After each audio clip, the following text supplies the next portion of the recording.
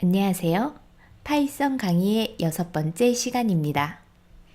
지금까지의 강의는 계속 무언가를 설치하거나 간단한 예제만 다뤄보는 내용이어서 살짝 지루할 수도 있었을 겁니다. 오늘부터는 조금 더 본격적인 프로그래밍에 대해 배워보겠습니다.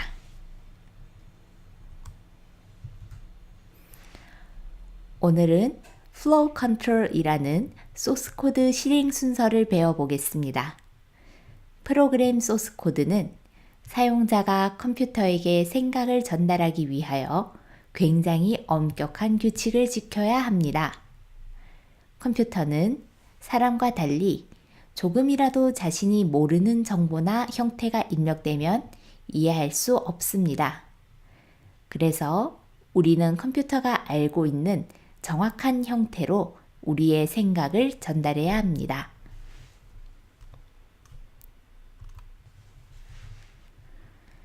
파이썬은 소스 코드의 가장 윗줄에서부터 아래로 차례대로 실행됩니다. 우선 가장 윗줄에서 아래로 실행되는지 확인하기 위하여 왼쪽 소스 코드를 입력하고 실행해 봅시다. 실행하면 왼쪽 아래와 같은 결과가 나옵니다. 같이 해볼까요?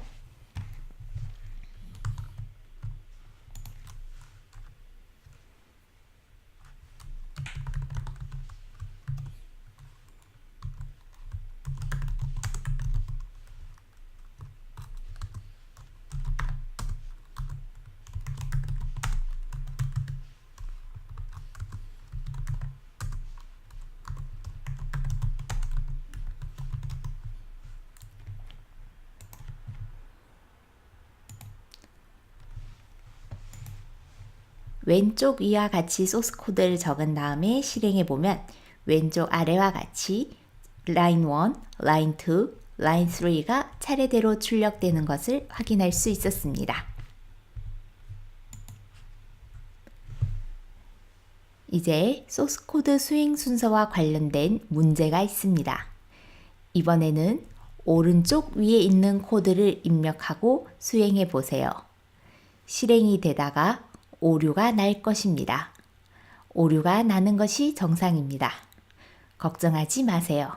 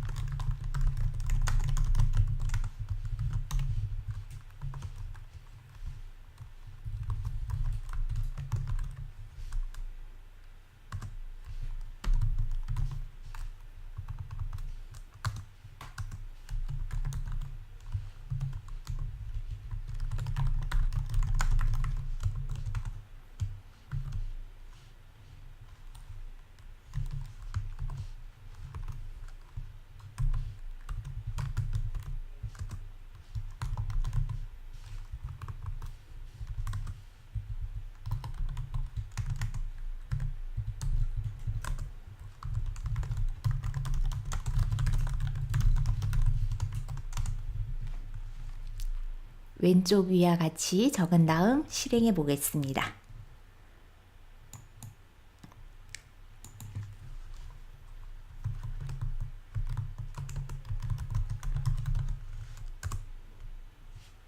에러가 나지요? 에러가 나는 것이 당연한 것입니다.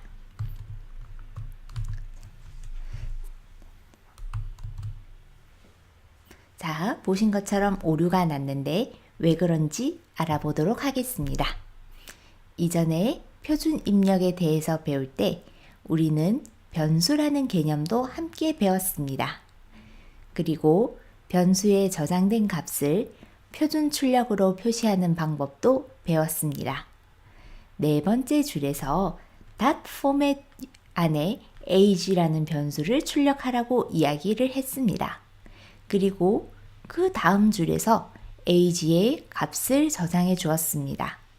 하지만 소스 코드는 가장 위에서 아래로 수행되기 때문에 네 번째 줄에서 age를 출력을 하려고 해도 컴퓨터는 age가 무엇인지 알 수가 없습니다. 그래서 name error, name age is not defined라고 에러를 표시합니다. 즉, 소스 코드는 위에서 아래로 실행되니 위에서 차근차근 변수를 할당하면서 코드를 작성해야 합니다. 이 코드를 제대로 동작시키려면 네 번째와 다섯 번째 줄을 바꿔서 실행시키면 됩니다. 한번 해볼까요?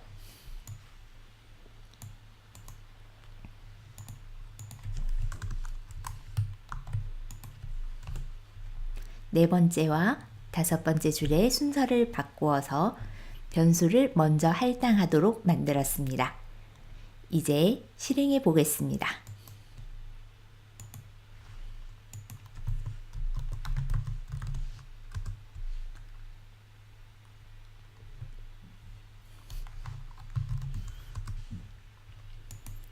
보시는 바와 같이 변수가 먼저 할당되었기 때문에 입력된 변수를 출력하면서 오류 없이 제대로 실행되는 것을 알 수 있었습니다. 우리는 꼭 소스 코드가 위에서 아래로 수행된다는 것을 기억해야 합니다. 앞에서 본 오른쪽 소스 코드에 샵이 붙어 있었습니다. 저는 입력을 하지 않았지만 똑같은 결과를 얻을 수 있었습니다. 샵 뒤에 붙은 코드는 컴퓨터가 실행하지 않는 부분입니다. 즉, 컴퓨터에게 전달하는 내용이 아니라 미래의 나 혹은 다른 프로그래머에게 이야기를 전달할 때 사용하는 것이지요. 보통 코딩을 하고 난 후 시간이 지나면 내가 왜 이렇게 코딩했지 하는 궁금증이 생길 수 있습니다. 혹은 코드가 지금 이상해 보이지만 일단 수정하지 말아달라와 같은 내용을 누군가에게 전달해야 할 수도 있습니다. 이럴 때 사용하는 것이 주석입니다. 우리 강의 자료에 붙어 있는 주석은 입력하셔도 입력하지 않으셔도 됩니다. 나중에 스스로 복습할 때나 혹은 다른 사람에게 보여주고 의견을 구하고 싶을 때는 적어두는 것이 좋겠지요.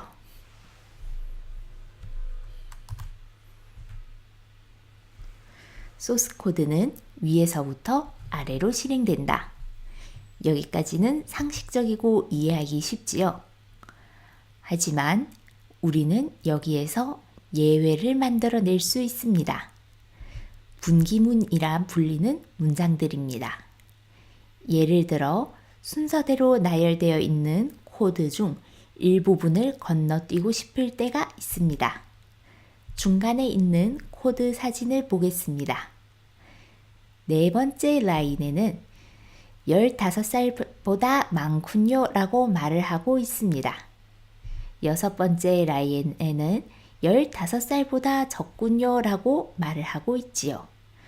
만약 하나의 프로그램에서 4번, 6번 라인을 모두 수행한다면 15살보다 많다, 적다를 모두 출력할 테니 이상할 것입니다. 우리는 둘 중에 하나만 실행해야 합니다. 이럴 때 사용하는 것이 분기문입니다. 3번 라인에서 if라고 되어 있는 문장입니다. if라고 적은 후 한 칸 띄우고 조건을 적습니다. 비교 연산자라 불리는 조건을 통해 지난 시간에 배웠던 boolean 타입의 결과가 나오게 됩니다. 즉, true 혹은 false가 나오는 것이지요. 3번 라인 조건에서 true가 나오면 4번 줄을 실행합니다.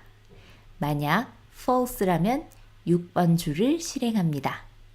같이 한번 해보겠습니다.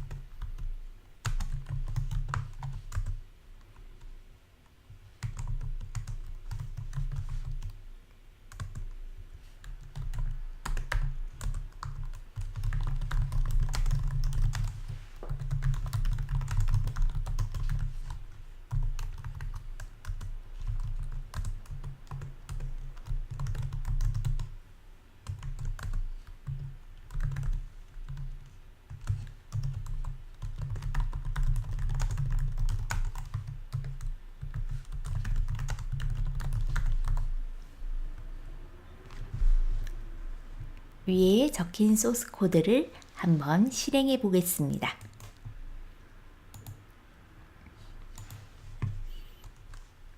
나이를 30이라고 입력해 보겠습니다. 나이가 15살보다 많기 때문에 4번 문장이 실행되어서 당신의 나이는 15살보다 많군요 라고 이야기합니다. 그러면 15살보다 적은 나이를 입력해 보겠습니다. 15살보다 적은 나이가 입력되었기 때문에 if user age에서 15살보다 많다가 적용되지 않으므로 넘어와서 6번째 문장이 실행되어서 당신의 나이는 15살보다 적군요 라고 출력이 됩니다. 만약에 조건을 여러 개 겹치고 싶으면 and 혹은 or 연산자를 이용할 수 있습니다. 또는 조건을 순차적으로 확인하고 싶다면 elif, else if를 사용할 수 있습니다. 예를 들어 이런 코드를 적어 봅시다.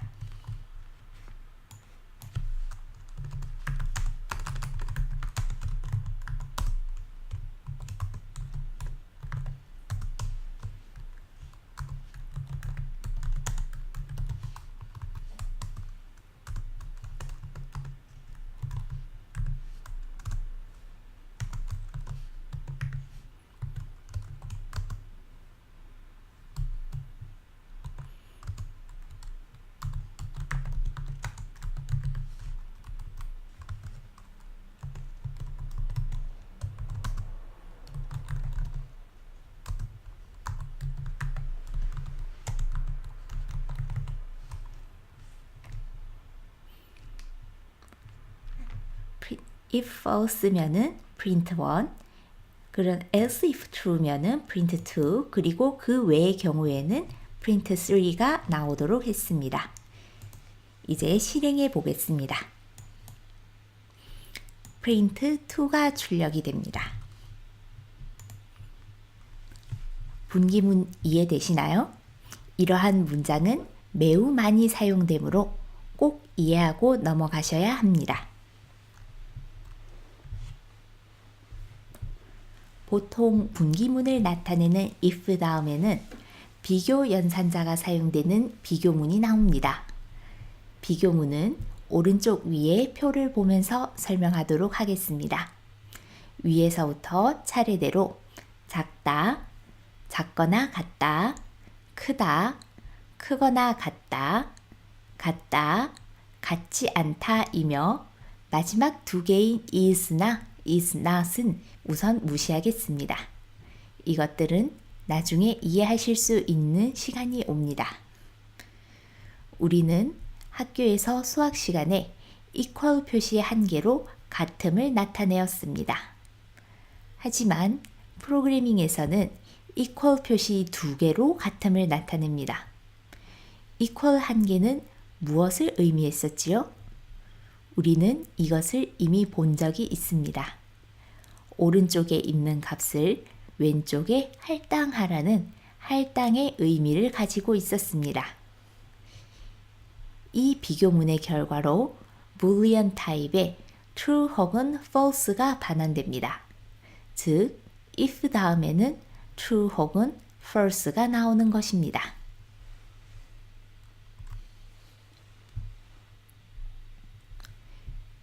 비교문을 조합해 볼까요?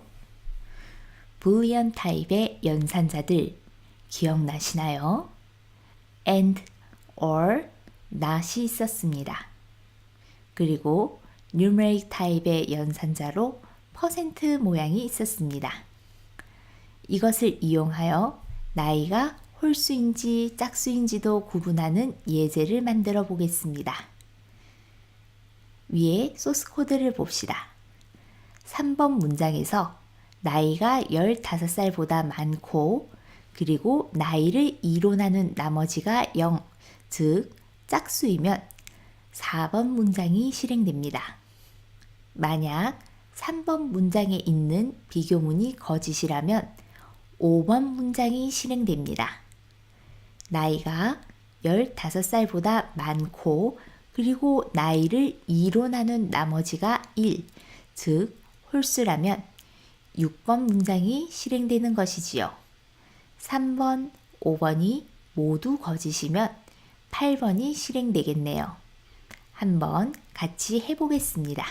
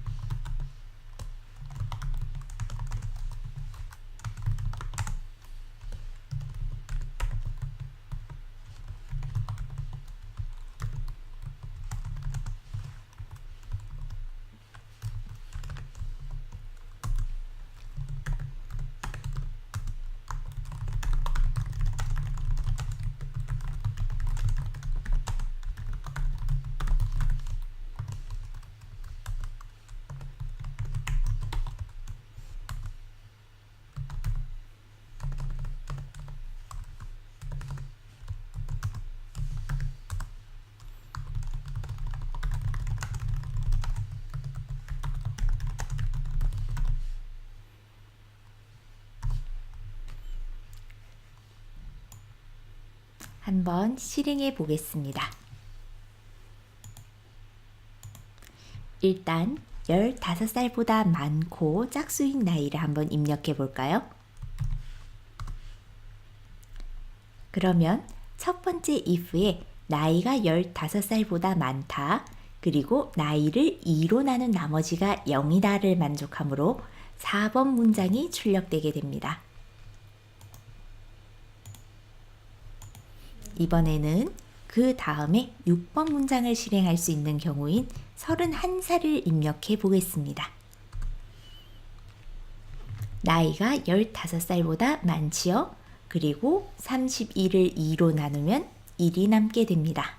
그러면 6번 문장인 당신의 나이는 15살보다 많고 홀수이군요가 출력됩니다. 이 두 가지를 모두 만족하지 않는 것을 입력해 봅시다. 15살보다 적은 나이를 입력하면 if와 else if 모두 만족시키지 못하기 때문에 8번째에 있는 문장이 당신의 나이는 15살보다 적군요가 실행됩니다.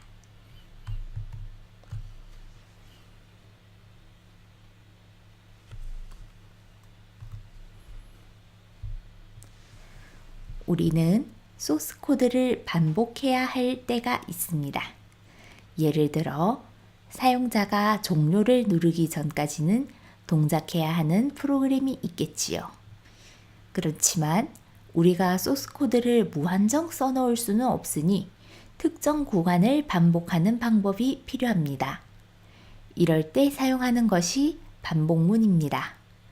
반복문은 while문과 for문 두 가지가 있습니다.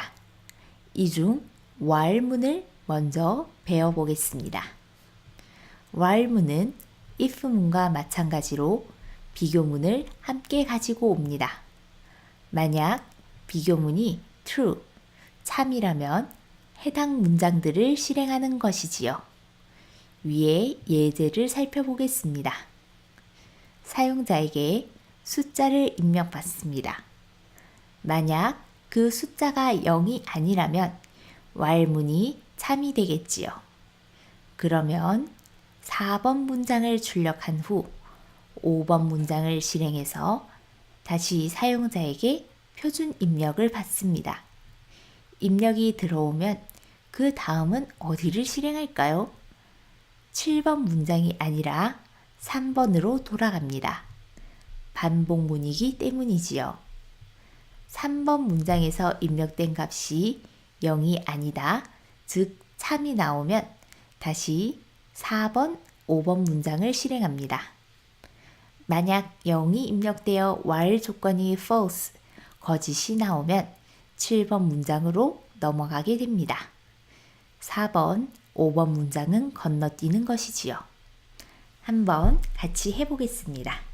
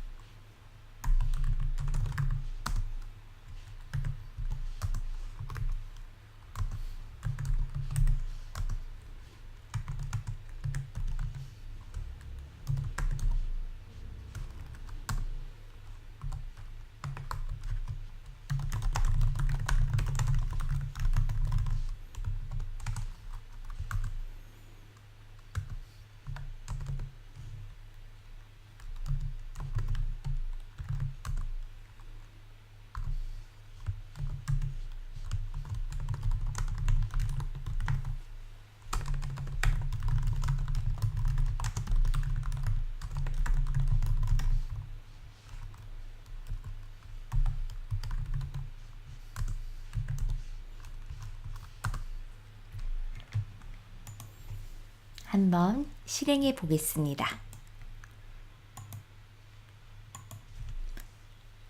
제일 처음 0을 입력하면 종료합니다 라는 메시지와 함께 새 변수를 받습니다. 1을 입력하였기 때문에 0이 아니므로 while문 안으로 들어왔습니다. 입력받은 숫자를 보여주면서 1이 입력되었습니다 라고 알려주네요. 그리고 그 다음 줄 5번째 문장으로 넘어가서 다시 입력을 받습니다. 2를 입력해 봅시다. 2는 0이 아니기 때문에 다시 3번 문장에서 while문으로 들어갑니다. 그리고 나서 아까와 같은 방식으로 입력을 기다립니다. 그러면은 0을 입력해 보겠습니다. 0이 입력되었으므로 while문이 false가 되어 7번 문장이 실행됩니다. 그래서 0이 입력되었습니다. 종료합니다를 출력하면서 끝나게 됩니다.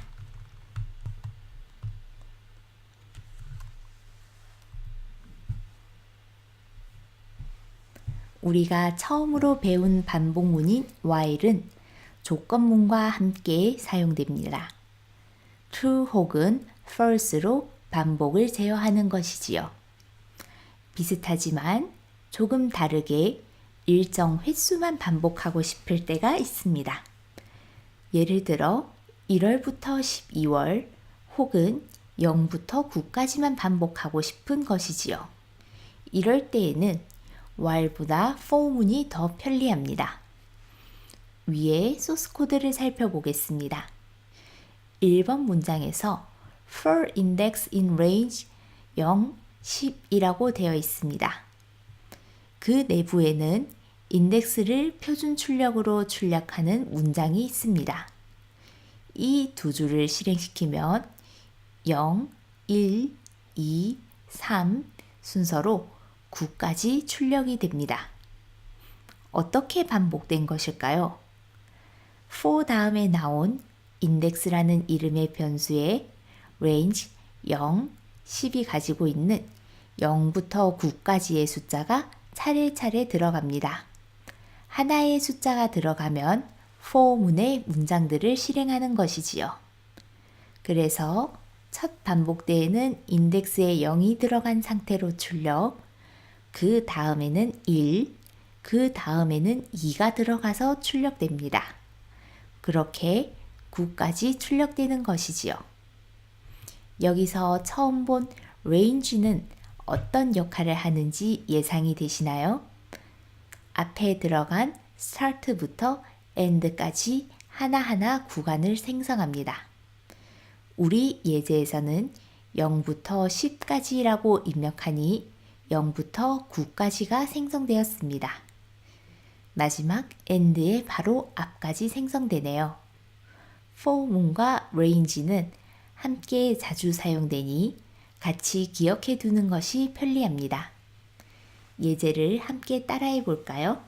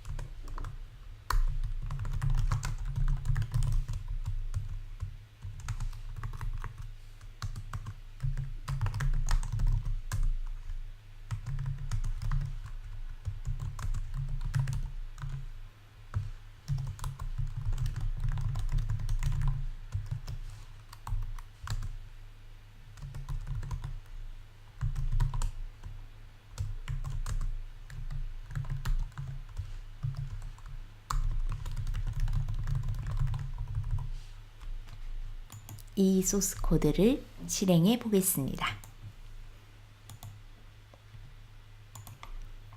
0부터 9까지 하나하나 출력해 주는 것을 볼 수 있습니다. 이 다음 숫자가 10인 경우에는 정답입니다 인 7번 문장을 출력하며 종료됩니다.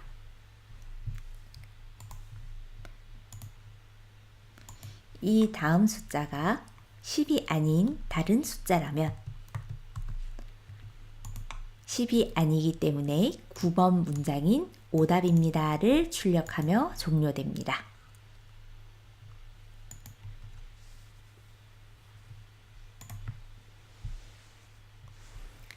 이번 시간에는 소스 코드의 수행 순서와 분기문, 참, 거짓, 비교문, 반복문에 대하여 배워보았습니다.